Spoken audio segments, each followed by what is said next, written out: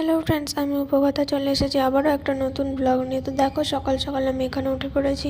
তো good morning সবাইকে।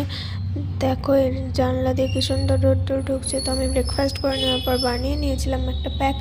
এই প্যাকটা বানিয়ে আমি মুখে অ্যাপ্লাই করে নিয়েছিলাম। তো স্নান করতে যাবো বলে অ্যাপ্লাই করে নিয়েছি।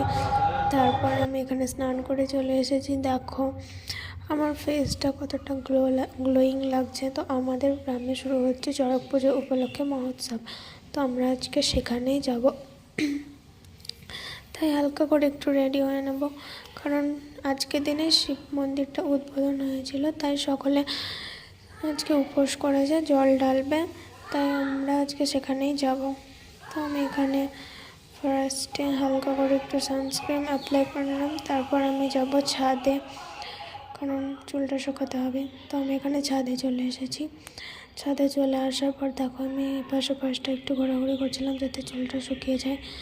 তারপরে আমি চলে গেলাম আমাদের গাছের কাছে। দেখো আমাদের বাড়িতে কত গাছ।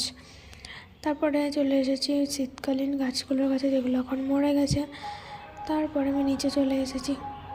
নিচে চলে আসার পর আমি যে ড্রেসটার এই প্যান্টটা পরবো, ড্রেস আর প্যান্ট পরার পর আমি ফেসে অ্যাপ্লাই করে নিয়েছি সানস্ক্রিন। ভালো করে সানস্ক্রিন অ্যাপ্লাই করে নিলাম, কারণ আমি বাইরে যাব। বাইরে প্রচণ্ড রোদ, না নিলে হয়তো মুখটা পুড়েই যাবে। তারপর আমি চুলটাকে ভালো করে আঁচড়ে নিয়েছি। ভিজে চুলে আঁচড়াই না বলে আমি চুলটা ভালো করে প্রথমে আগেই শুকিয়ে নিয়েছি। তো আমি এখানে চুল আঁচড়ে নিলাম ভালো করে। তারপরে ইউজ করবো এই ক্লাচারটা। তো ইউজ করে নিলাম, আর এদিকেও সাইড দিকটা চুল বের করে নিলাম। দেখো কেমন লাগছে। তারপরে নিয়ে নিলাম একটা টিপ, পরে নিলাম ভালো করে। তারপরে অ্যাপ্লাই করলাম লিপ বাম। লিপ বামটা অ্যাপ্লাই করার পর আমি ইউজ করলাম এই লিপস্টিকটা। এই লিপস্টিকটা আমার মায়ের, তা আমি এখানে অ্যাপ্লাই করে নিয়েছি। তারপর আমি নিয়ে নিয়েছি এই বালাটা। এই ব্রেসলেটটা আমি আগের দিনই পরছিলাম, কিন্তু আমি খুলে রেখেছিলাম, কিন্তু আজকে ড্রেসের সঙ্গে যাবে বলে আমি পরে নিয়েছি। তারপর আমি কানের পরে নিলাম, কানের পরে আংটি। তারপর আমি এখানে ফুল রেডি হয়ে গিয়েছি। তো যাবো এখন। আমি মালা পরতে ভুলে গেছিলাম, তাই আমি এখানে পরে নিয়েছি একটা মালা। তো আমি এখানে ফুল রেডি যাওয়ার জন্য, তার জন্য নিচে চলে এসেছি। এবার আমরা বাড়ি থেকে বেরোলাম। বাড়ি থেকে বেরোনোর পর হাঁটতে হাঁটতে চলে যাচ্ছি মন্দিরের দিকে। তো দেখো বাইরে কত রোদ, সানস্ক্রিন না নিলে কী যে হতো আমার।